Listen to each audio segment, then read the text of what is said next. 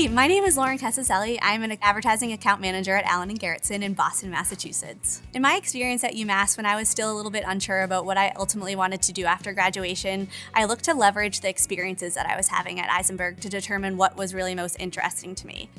I actually had the opportunity to be a part of the Women of Isenberg Conference, and through that opportunity, I learned what was most interesting to me, which was marketing. And so through those experiences, I learned what was important and what was going to really make me tick and what I was passionate about. And when I understood what I was passionate about, it was easy for me to identify other opportunities.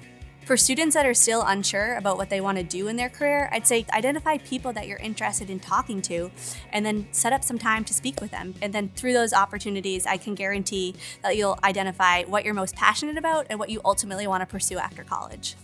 So I've had the opportunity to develop a lot of mentors throughout my experiences in both college and outside the working world. What I've found is that the opportunities that I've had to work very closely with people have been the foundation for me to develop a relationship with them. When I'm working with these individuals, I develop a certain level of trust, and when that trust is developed, I feel more comfortable to seek out that person as a mentor. In my career in college, I was able to have a mentor in Chris Foley-Pilsner, who is Isenberg's Chief Marketing Officer. Chris Foley-Pilsner and I were able to develop a relationship through our engagements with the Women of Isenberg Conference. After I developed a certain level of trust with her, I felt comfortable asking her for advice for my next steps in the future. Now, flash forward to being outside of college and being within my own career, I always feel comfortable making sure that I can reach out to Chris to get her opinion on where I am in my career. If I'm accepting a job offer, making sure that, I'm comfortable with everything that is going to be included in that.